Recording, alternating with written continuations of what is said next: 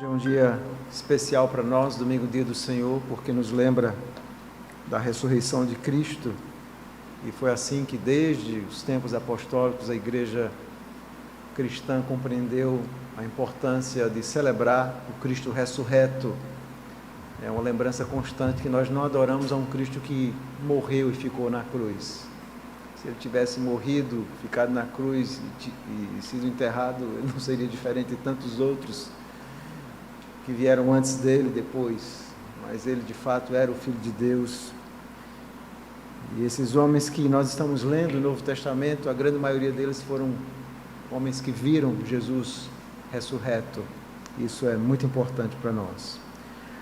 Vamos abrir as nossas Bíblias em Gálatas, no capítulo 4. Nós chegamos no Evangelho de Gálatas, aliás, na Epístola de Paulo aos Gálatas, no capítulo 4. Nós vamos ler do versículo 8 ao versículo 11.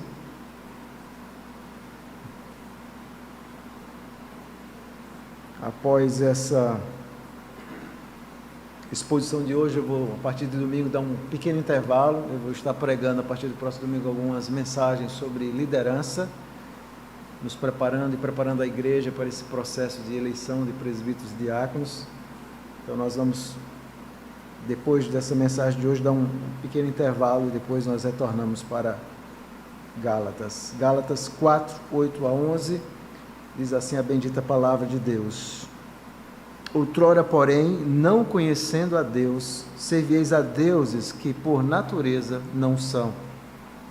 Mas agora que conheceis a Deus, ou antes, sendo conhecidos por Deus, como estáis voltando outra vez aos rudimentos fracos e pobres, aos quais, de novo, quereis ainda escravizar-vos?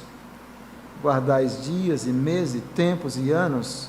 Receio de vós, tenha eu trabalhado em vão para convosco. Vamos orar, buscar a iluminação do Espírito. Bendito Deus, nós louvamos o Teu nome e nós nos colocamos nesse momento nas Tuas mãos, reconhecendo que precisamos do Senhor e da graça do Senhor.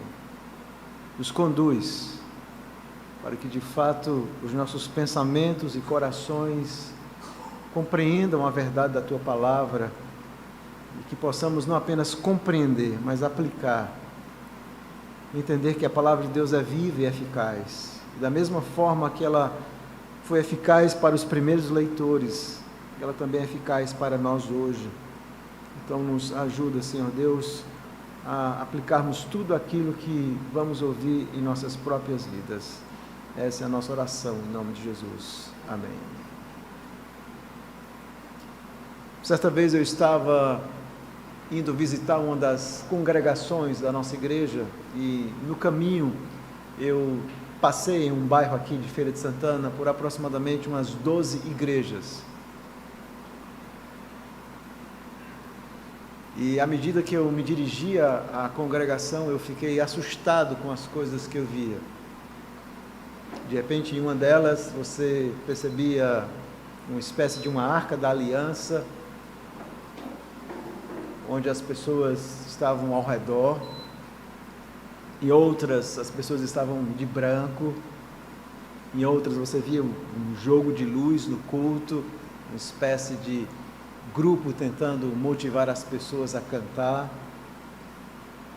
Em outra, existia uma espécie de sal, é isso mesmo que eu estou dizendo, sal, parecendo coisa do espiritismo, do candomblé, na igreja, as pessoas de branco andando e caminhando.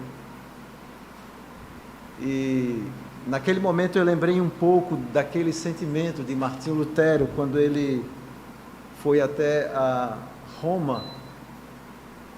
E quando ele chegou em Roma, ele viu as indulgências, e viu a superstição, e viu a compra e venda de bênçãos. E o coração dele ficou indignado.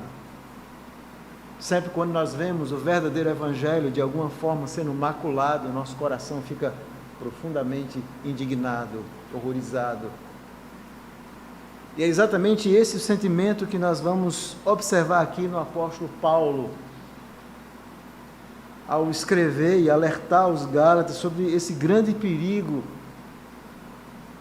de estarem retornando a exatamente aquilo que eles não deveriam, retornando a preceitos e leis da antiga aliança, que já haviam sido consumadas e terminadas em Jesus, e agora eles estavam querendo reintroduzir, sem ter uma compreensão profunda do que é o Evangelho, de como eles deveriam agora olhar a antiga aliança, as leis do Antigo Testamento, e como eles deveriam então aplicar essas leis agora na nova aliança.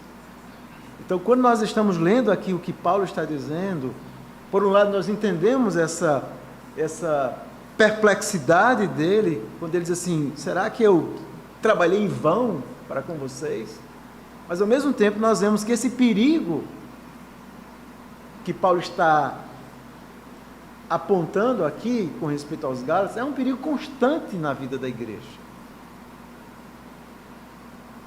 É o perigo de nós conhecermos o verdadeiro Evangelho e aos poucos começarmos a retornar para um outro Evangelho, que se parece muito, mas não é o verdadeiro Evangelho. Então, antes de adentrar nesse texto, vamos nos lembrar um pouco a respeito do que é que Paulo está tratando aqui. Né? Eu não vou repetir todos os detalhes, porque quando você prega expositivamente, dominicalmente, seria até cansativo repetir todos os detalhes contextuais.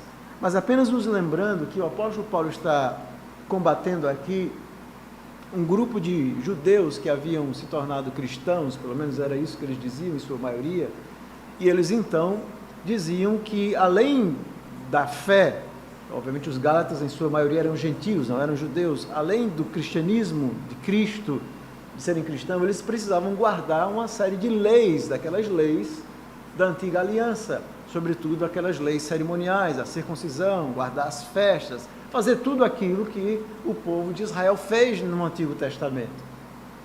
E se eles não fizessem isso, eles jamais seriam de fato o povo de Deus. E Paulo então percebe que quando você coloca fazer alguma coisa para você se tornar um povo de Deus, você está ensinando que esse evangelho, na verdade, é o evangelho de obras. Você precisa fazer alguma coisa para receber alguma coisa em troca de Deus. E Paulo então vai ensinar o evangelho da justificação pela fé. E nós vimos semana passada que Paulo então vai concluir, ele está concluindo a sua longa argumentação, que começa lá no capítulo 3, no versículo 1, onde o apóstolo Paulo então vai culminar o seu argumento, né? É o ponto auge do argumento dele, quando vai mostrar que a nossa filiação se dá através de Jesus, que Jesus veio exatamente, ele nasceu debaixo da lei para resgatar aqueles que estão debaixo da lei. E Paulo então vai dizer que nós nos tornamos filhos de Deus não por obedecer a alguma coisa, mas nós nos tornamos filhos de Deus pela graça, pela obra do Espírito em nosso coração. Obviamente que quando o Espírito nos salva, nós também queremos obedecer a Deus. Mas esse era o ponto. Nós obedecemos o quê? Que lei? Como é que nós, na nova aliança, olhamos para a antiga aliança, para os mandamentos e quais deles ainda têm aplicabilidade hoje? É isso que era o grande problema dos Gálatas. Então aqui o apóstolo Paulo vai falar no capítulo 4, versículo 8 a 11, e eu estou quase virando um picolé aqui, se alguém não ajeitar esse ar-condicionado. Obrigado. Então, o que Paulo está tratando aqui é a loucura de voltar à lei cerimonial. Esse é o ponto.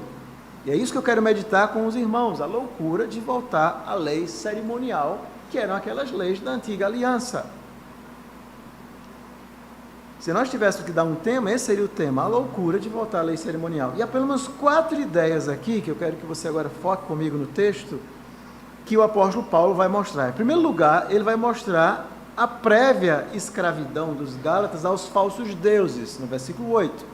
Antes eles serviam a outros deuses, eles não conheciam o Deus verdadeiro. Versículo 8. Em segundo lugar, no versículo 9, ele vai mostrar agora o perigo da recaída após a conversão. Vocês conheceram a verdade, agora vocês vão voltar para as sombras. Esse era o perigo.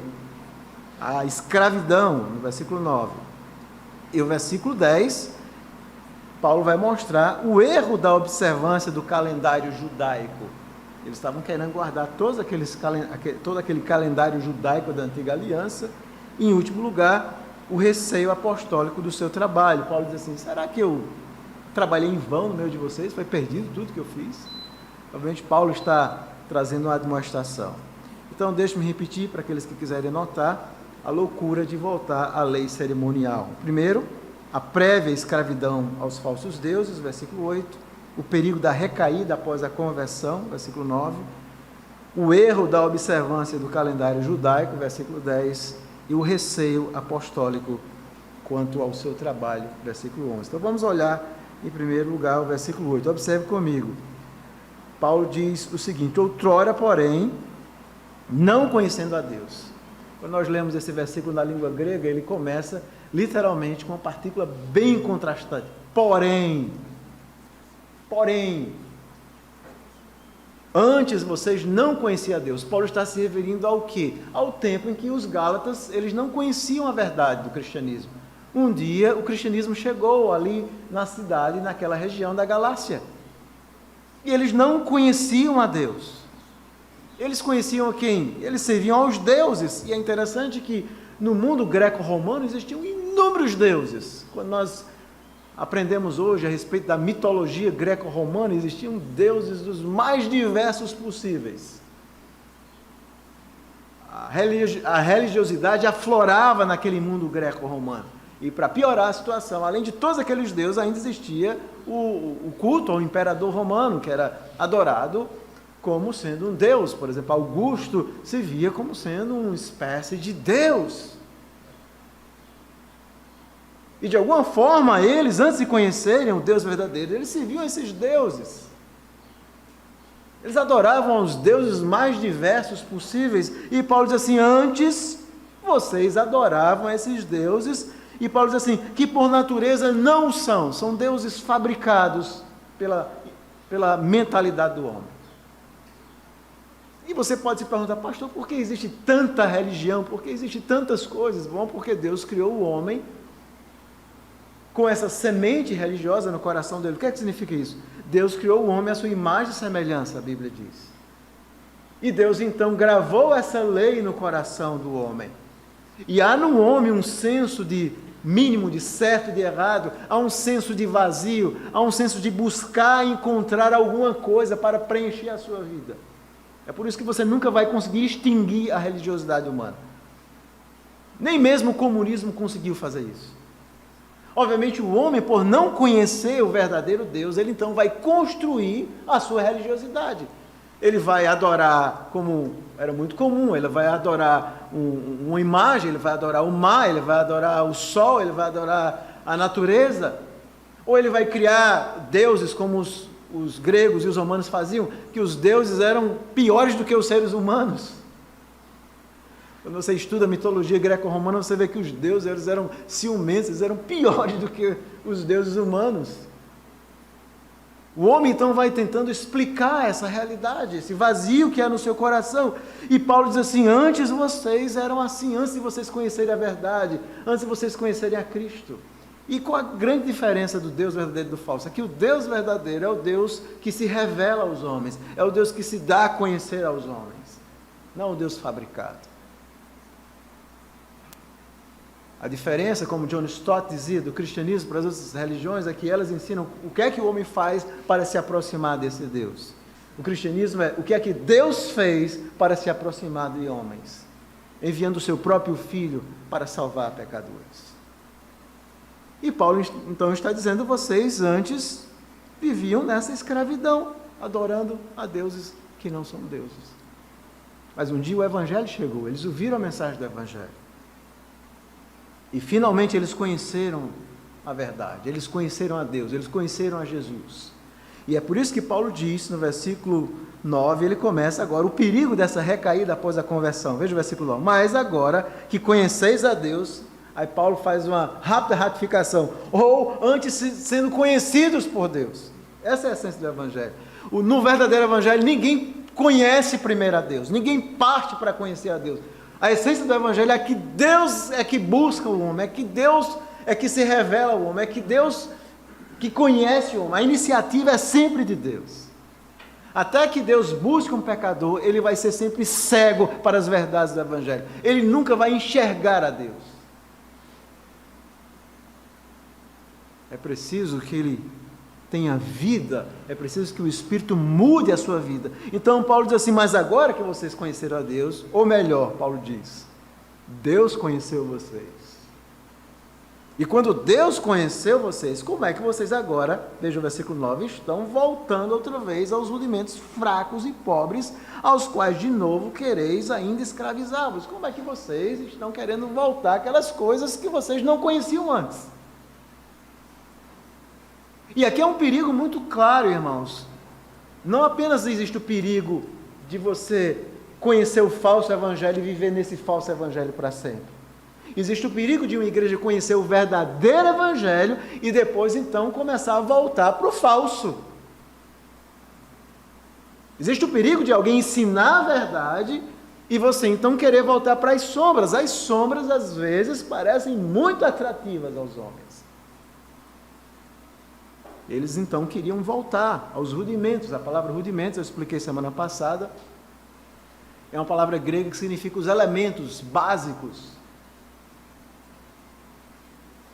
Paulo diz assim, a mentalidade de Paulo aqui, nós vimos semana passada, é a ideia de uma escola. Diz assim, vocês aprenderam esse beabá da vida, esses deuses, essas religiões, essas coisas que não significam nada, e agora você finalmente conhece a verdade, finalmente você conhece plenamente a verdade de Deus em Cristo, e vocês agora querem voltar para essas coisas fracas e pobres, para viverem escravizados, com regras e tradições humanas que não têm nenhum significado agora na nova aliança. É isso que vocês querem? E Paulo então vai apontar qual era o grande problema dos Gálatas, quando ele diz assim, guardai dias e meses e tempos e anos. O que é que significa isso aqui? Bom, há várias possibilidades de interpretação. Alguns dizem aqui que os Gálatas estavam voltando a querer guardar aquelas festas. Era muito comum dentro daquela religiosidade greco-romana, aquelas festas. Nós vamos ouvir a festa de Diana aos Efésios, as festas de Zeus. Então alguns estudiosos dizem, bom, o que Paulo está falando aqui é alertando ele sobre o perigo de querer voltar àquelas práticas mundanas, erradas, que obviamente eles haviam saído delas quando conheceram a verdade. Mas parece que pelo contexto de tudo que Paulo vem falando aqui, ele está se referindo não a essas festas judaicas, mas sim à lei cerimonial, aquele calendário judaico.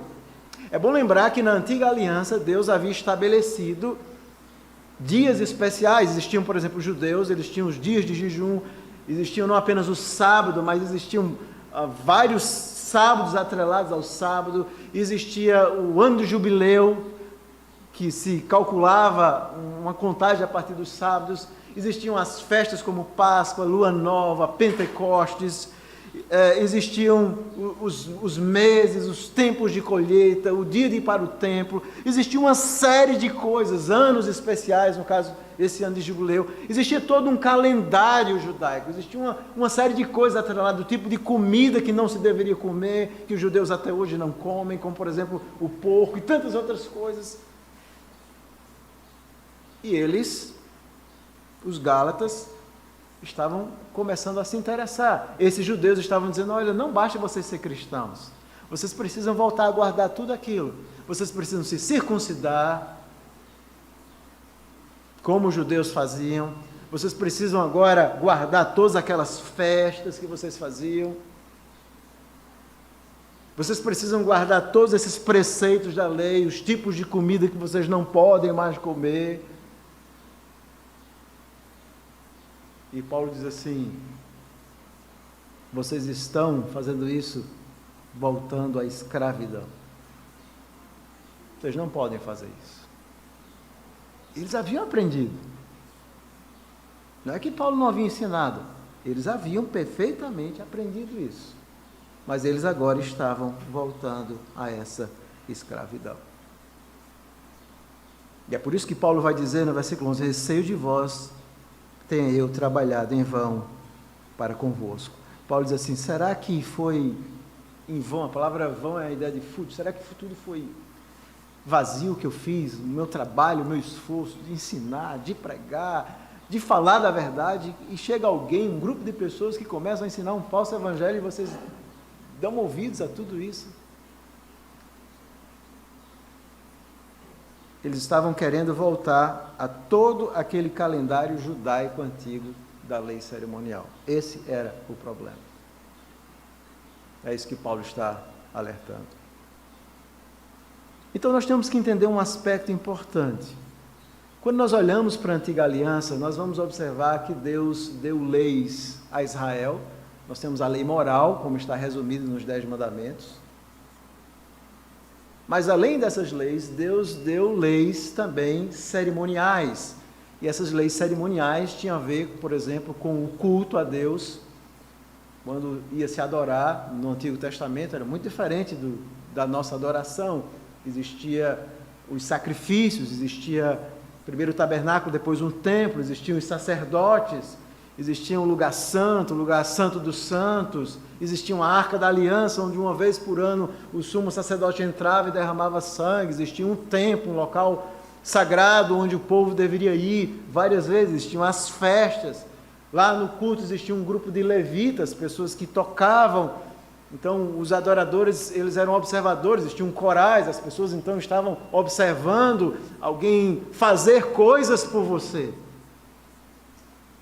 A lei cerimonial, ela cobria vários aspectos. Além disso, essa lei cerimonial também era recheada de leis judiciais que tinham a ver em Israel como sendo uma teocracia, como se punia alguém, como se punia os pecados, como se aplicava muitas vezes a pena de morte. Obviamente não é como muitas pessoas dizem hoje, que na época de Moisés era olho por olho, dente por dente, então se alguém fizesse alguma coisa você matava. Isso não existia na antiga aliança. Existia um devido processo com testemunhas e poderia ser aplicado, obviamente, a pena de morte. A ideia do olho, dente por dente, era a ideia da proporcionalidade. O crime, né, a pena, aliás, precisa ser proporcional ao crime. Era assim que funcionava. Não é como as pessoas dizem hoje. Isso é um equívoco. Mas existia uma série de leis que regulavam toda a vida de Israel como espécie de teocracia. Mas agora, quando Jesus vem na nova aliança, muitas coisas mudam. E o que nós aprendemos é que, ainda que o apóstolo Paulo e os demais apóstolos estejam citando a lei moral, eles estão sempre citando os 10 mandamentos. O próprio Paulo vai citar aqui em Gálatas a lei moral, por exemplo, no capítulo 5, a partir do versículo 13 e 15, ele vai ensinar exatamente isso: amarás o teu próximo como a ti mesmo. Esse era o resumo da lei. Paulo vai citar aqui, vai citar em Romanos. Nós lemos hoje Tiago falando da lei moral. Então, ainda que a lei moral, que regula o comportamento humano em relação a Deus, os deveres para com Deus e para com o próximo, ela permaneça porque Jesus a trata assim, mas agora a lei cerimonial e aquelas leis judiciais, elas haviam sido terminadas em Jesus. Elas não permaneciam na nova aliança. E por quê?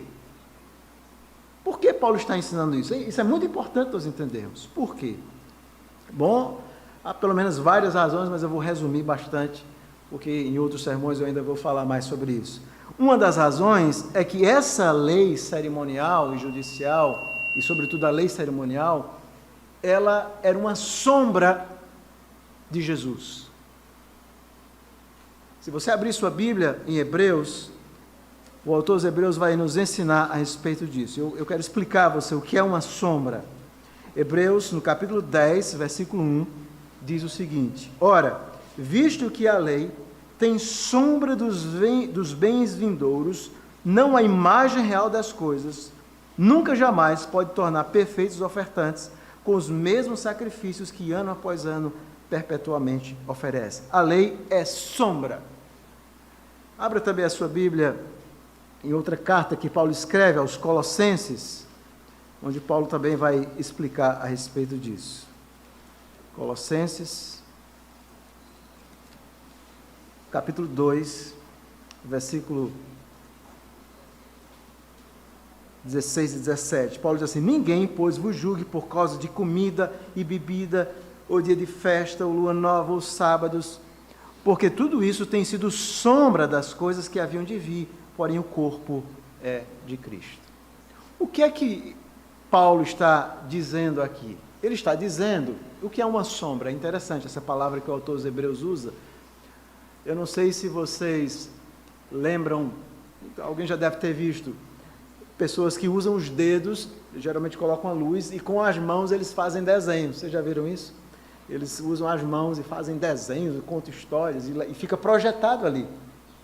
Aquilo projeta na mão e a mão vai projetar a sombra. E você olha para aqueles desenhos, parecem tão reais, a pessoa está lá fazendo escondido e você está vendo lá, né, um rinoceronte, um animal. É muito interessante isso.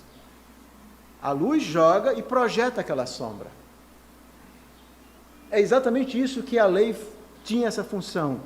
Todos esses sacrifícios, toda aquela cerimonialidade da lei, tinha o objetivo de ser, a palavra sombra, literalmente, é um esboço, a palavra grega, esboço. É um esboço até quando você vai fazer um desenho. O que é que você faz? Você faz primeiro o esboço de alguém, né? Geralmente você faz e depois você preenche. Aí vem a realidade. A realidade é quando você finalmente compreende aquilo. Então a lei cerimonial, ela tinha o objetivo de apontar Jesus Cristo. E agora Jesus vem, e agora você compreende, então você não pode mais continuar naquela lei cerimonial, porque aquilo foi terminado, a realidade já chegou, você já está vendo a realidade, você não vai ficar com a sombra. Então, e por que existiam tantas leis cerimoniais? É interessante isso. A grande quantidade de leis cerimoniais tinha o objetivo de mostrar a complexidade da obra de Cristo, a grandeza da obra de Cristo. Vocês já viram, por exemplo, como era o culto no Antigo Testamento? O autor aos Hebreus vai mostrar como cada detalhe, o santo lugar, o santo dos santos, cada coisa apontava para Cristo. Cada coisa tinha um significado. Quando eles iam matar um animal, como é que matava o animal? Por que tinha que esfolar? Como é que deveria queimar? Tudo isso apontava para Cristo. Era sombra.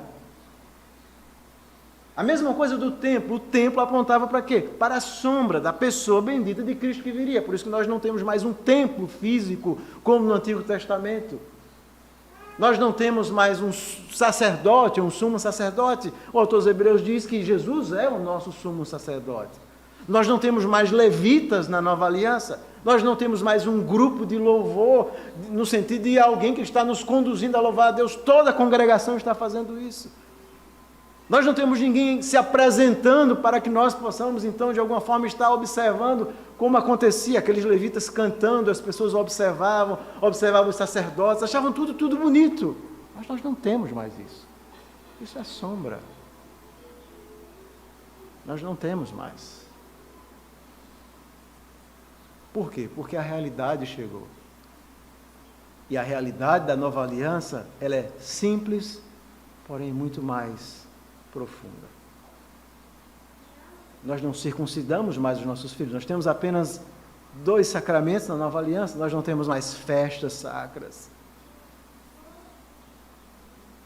E isso os cristãos precisavam entender. Essa era a dificuldade deles. Era olhar o Antigo Testamento e dizer assim, isso é sombra. Era isso que Paulo estava ensinando. Isso apontava para Cristo. Agora ele chegou.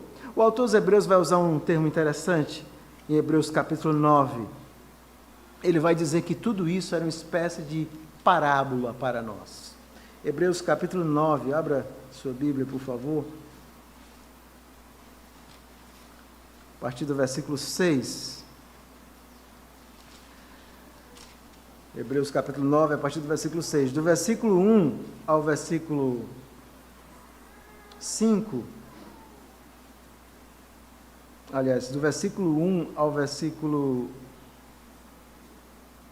exatamente, ao versículo 5, o autor aos Hebreus vai explicar todo aquele culto do Antigo Testamento, do sacrifício, Arca da Aliança. E aí ele vai dizer uma coisa interessante. Ele diz assim, olha, depois de tudo isto, assim preparado, continuamente entra no primeiro tabernáculo sacerdote para realizar os serviços sagrados, mas do segundo, o sumo sacerdote, ele sozinho, uma vez por ano, não sem sangue, que oferece por si pelos pecados de ignorância do povo. Era assim que funcionava. Uma vez por ano entrava no Santo dos Santos. Aí ele vai explicar, veja o versículo 8.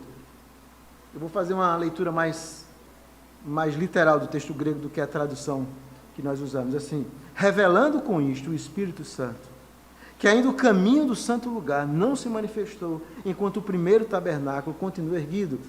E isto é uma parábola para a época presente. Segundo esta, se oferece tantos dons como sacrifícios, embora estes, no tocante à consciência, sejam ineficazes para aperfeiçoar aqueles que prestam culto, os quais não passam de ordenanças da carne, baseadas somente em comidas e bebidas e diversas abluções, impostas até o quê? Ao tempo oportuno de reforma. Tudo aquilo era maravilhoso. E por que o Espírito Santo fez isso? O Espírito Santo fez tudo aquilo para ser uma parábola, um tipo, uma sombra que apontava para Cristo. Mas agora Jesus veio. Então, quando o sumo sacerdote derramava aquele sangue, pegava aquele animal, aquilo era sombra do sacrifício de Jesus que viria e ocorreria na cruz do Calvário. Isso era sombra, isso passou. Agora nós temos a realidade. Por isso nós não temos uma arca da aliança. Nós não temos um templo de Jerusalém construído aqui, uma réplica de Jerusalém. Isso, irmãos, era sombra. É isso que o apóstolo Paulo estava ensinando àqueles irmãos. A lei era sombra, e agora você já tem a realidade. Você não vai voltar agora para o ABC das sombras. Esse era o problema dos Gálatas. Queriam se circuncidar e começar a guardar. Parece que, ao que tudo indica, essa ideia de guardar, ao que tudo indica, parece que eles já começavam a fazer isso. Eles estavam começando, porque o verbo está no presente, guardais. Então eles começavam. Não, vamos nos circuncidar. Vamos começar agora a voltar a fazer tudo isso. Paulo diz assim, será que eu ensinei tudo errado a vocês? Não podemos agora comer alguns certos tipos de alimento. Aí você, por exemplo, abra a sua Bíblia, por favor, em Marcos, Evangelho de Marcos, no capítulo 7. E veja o que Jesus diz, Marcos 7, 19. E veja a conclusão de Marcos, que está escrevendo o Evangelho. Marcos 7, 19. Jesus diz o seguinte. Vamos ler o versículo 18 e 19. Marcos 7, 18 e 19. Então lhes disse, assim, vós também não entendeis, não compreendeis que tudo que de fora entra no homem não o pode contaminar, porque não lhe entra no coração, mas no ventre e sai para o lugar escuro. E o que é que Marcos diz? E assim considerou ele puro todos os alimentos. Tudo, puro todos os alimentos. Então por que eu não me estresso se eu comer uma carne de porco hoje? Porque aquela lei cerimonial dietética foi terminada em Cristo. Em Jesus todos os alimentos com ações de graças são bons e puros. É simples assim. Então a primeira razão é porque a lei era sombra. A segunda razão, porque a lei cerimonial e judicial terminou,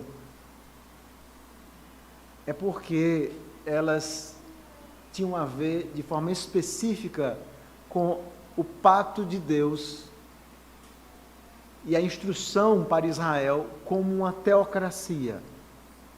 Israel era de fato o povo de Deus, mas Deus não apenas tira Israel do Egito, mas Deus trata o Egito como sendo o seu povo, como uma espécie de teocracia. Então o objetivo dessas leis, inclusive dietéticas, era preservar Israel. Elas tiveram um propósito. Elas não eram ineficazes.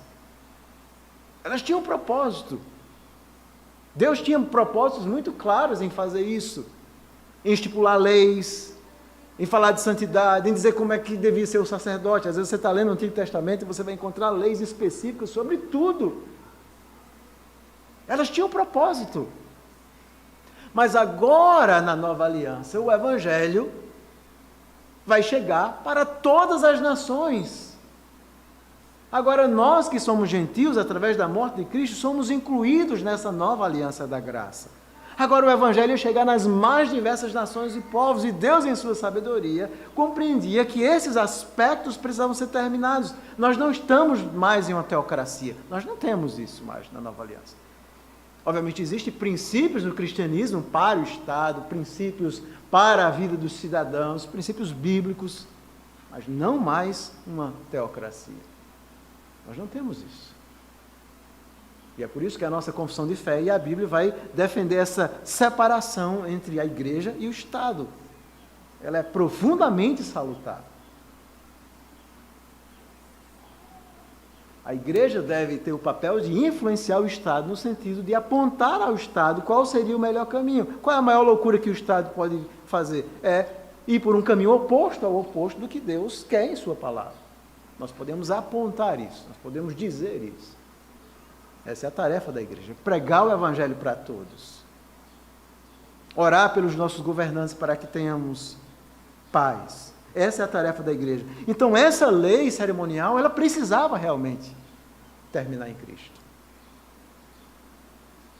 Ela precisava, ela tinha esse propósito. E é por isso que nós não temos hoje na Nova Aliança uma liturgia, literalmente como existia no Antigo Testamento, do culto, cada detalhe. Nós temos princípios, nós temos elementos, e Deus foi muito sábio, porque Ele sabia que o Evangelho ia chegar em várias culturas distintas e diferentes. Tudo que Deus faz, irmãos, é muito sábio, é muito perfeito. Essa lei, ela também, além de ser sombra, ela tinha o propósito específico em relação a Israel, e agora na Nova Aliança não tem mais. Mas o ponto fundamental aqui, eu quero que você volte comigo agora para Gálatas, e eu quero chamar a sua atenção, o ponto fundamental aqui, que Paulo está chamando a atenção dos Gálatas, é o perigo de, após a nossa conversão, após conhecermos o verdadeiro Evangelho, deixarmos nos influenciar pelo falso Evangelho. Paulo, de alguma forma, está relembrando aos Gálatas, e esse é um argumento importante na carta, do dia em que eles se converteram. Quando vocês se converteram e conheceram o verdadeiro Evangelho. Vocês não podem mais viver da mesma forma. Paulo está ensinando um princípio importante da doutrina da conversão. A conversão era fundamental. A conversão é onde nós aprendemos o que é a verdade e não podemos sair desse caminho nunca da verdade. Eu lembro muito bem da minha conversão. Eu frequentei a igreja durante 1 ano. Não era convertido. E achava até interessante, bonito. Aquelas igrejas de antigamente, presbiteriana mesmo, né? Você frequentava, as pessoas já queriam botar você para cantar. Eu ia cantar aqui no grupo, eu nem crente era, eu sabia que não era crente. Pessoas sinceras, mas que não aprendiam a verdade. E eu frequentei a igreja 1 ano, mas no dia 27 de novembro de 1987, foi o dia onde Deus mudou o meu coração. Foi a minha conversão. E quando a gente se converte, a gente começa então a conhecer a verdade. E qual o perigo? O perigo é você não conhecer bem essa verdade, isso pode acontecer, uma pessoa ser crente, sincera, porém errada, ela não aprendeu, alguém não ensinou, ela é crente, mas ela não aprendeu. Mas existe um outro perigo, é quando nós aprendemos e começamos então a retornar às sombras. E por que muitas igrejas vivem nas sombras? E por que algumas igrejas que conhecem a verdade e às vezes preferem a sombra? Porque as sombras parecem mais agradáveis. Quando você vai num culto onde existe entretenimento, jogo de luzes, pessoas dizendo a você o que você deve fazer, isso parece muito melhor do que um culto bíblico centrado na palavra de Deus, que exige o que Paulo diz, o raciocínio, a reflexão. Isso parece muito bom, irmãos. E às vezes nós até ficamos com saudade daquele tempo. A gente fica lembrando das sombras e dizendo, parece que era tão bom naquela época.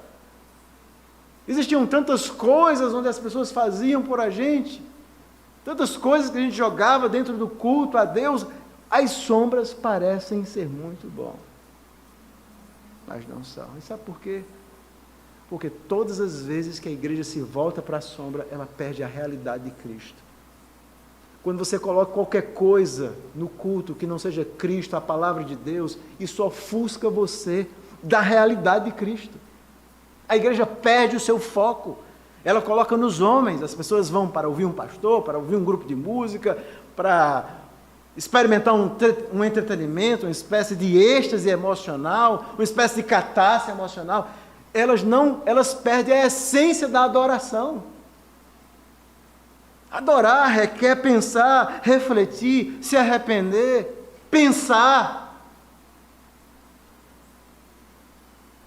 É por isso que as sombras é sempre um perigo na vida de uma igreja. Não pense porque nós somos uma igreja reformada, que em algum momento nós não seremos tentados a voltar para as sombras. Nunca pense nisso. Às vezes nós somos tentados a olhar para as sombras. As sombras parecem dar resultado. Parece, atrai as pessoas. E Paulo diz assim: eu receio que eu tenha corrido em vão. Então o que é que nós precisamos? Nós precisamos ter o cuidado de nunca retornarmos à escravidão. Esse evangelho das obras, baseado em leis, em tradições humanas. Temos que ter cuidado com o evangelho inconsistente, com o falso evangelho, com as heresias. Precisamos crescer espiritualmente como crentes, nos aprofundarmos no conhecimento da verdade, para não sermos como crianças, como Paulo diz, agitadas por todo vento de doutrina. Então, como é que você conhece a verdade, de repente, às vezes ocorre isso, alguém que conhece a verdade, de repente se volta para as sombras. Nós nunca podemos fazer isso, irmãos. Nós precisamos sempre da verdade. Porque esse é o evangelho onde Deus nos transformou, mudou, e nós precisamos agora viver como um povo que agrada o Senhor. E é por isso que Paulo diz: irmãos, não façam isso. Veja novamente, abra sua Bíblia novamente em Gálatas 4:8, quando Paulo diz assim: mas agora que conheceis a Deus, ou sendo conhecidos, como estáis voltando outra vez? Vocês estão querendo escravizar-se, então isso é uma escravização. Você fica escravo de coisas. A única saudade que nós devemos ter do passado é se nós estamos vivendo uma vida cristã menos santa do que no passado. Mas saudade do que a gente fazia, que era inconsistente, que não era bíblico, que não era aprofundado, isso a gente não tem saudade, irmãos. A gente tem saudade de fazer coisas melhores para a glória de Deus. Então nós temos que ter muito cuidado, porque a conversão, ela significa uma mudança de vida. E a gente agora foi livre em Cristo para compreender a verdade da palavra de Deus, para servi-lo pela graça e não voltar aos rudimentos pobres e fracos. Esse é um desafio, não apenas para a igreja, mas individual. Crente que não cresce na palavra de Deus, ele sempre vai ser atraído por sombras. Ele vai ser atraído por uma pregação baseada em sombras, ele vai ser atraído por cultos baseados em sombras, igrejas que têm sombras, e quando a gente olha a nossa volta, o que a gente observa? O caos que nós estamos vivendo, irmãos. Pessoas sinceras, com a arca da aliança, vai na igreja os menininhos vestidos tudo de sacerdote, a gente olha, chega a dar pena, tudo no culto. Não estou falando uma peça teatral, uma coisa que não é no culto corporativo a Deus. Existem algumas coisas que nós podemos fazer. A gente observa aquele jovenzinho da igreja, crente, que é colocado para pregar no dia de domingo, abre a Bíblia, não sabe nem o que é que está dizendo. A gente fazia muito isso. A ideia de dar oportunidade, vamos dar uma oportunidade, como se o culto a Deus fosse assim, que a gente faz de qualquer jeito, qualquer pessoa pode participar, qualquer pessoa pode cantar. Não. O culto é para Deus. É preciso pessoas que são chamadas, santas, comprometidas com o Senhor. Nós temos que ter cuidado com esse evangelho das sombras. Ele parece bom, mas ele é mortal, porque ele sempre vai tirar os nossos olhos do verdadeiro evangelho.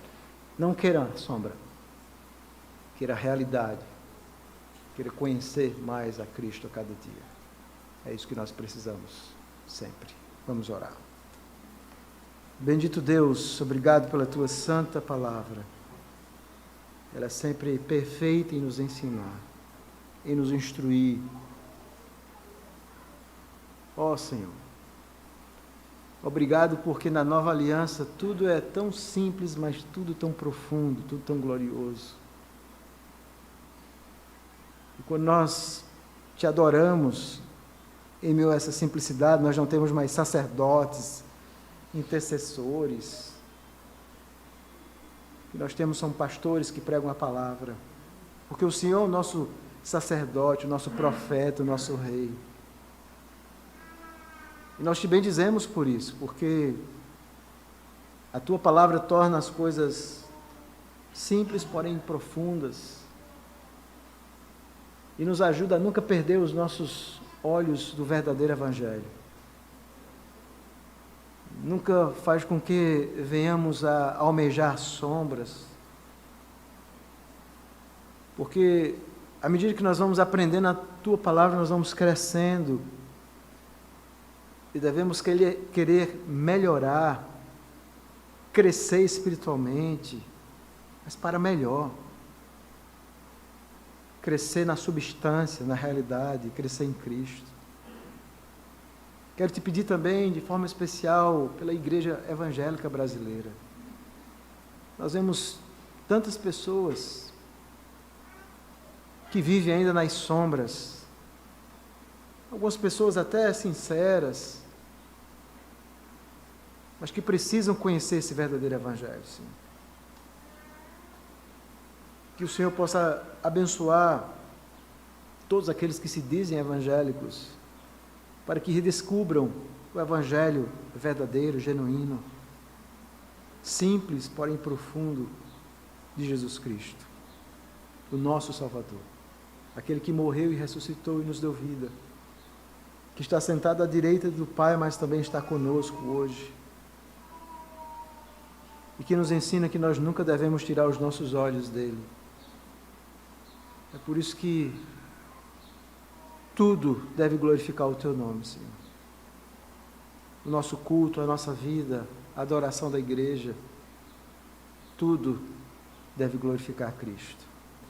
É em nome dele, do nosso Salvador e Senhor, que nós oramos. Amém.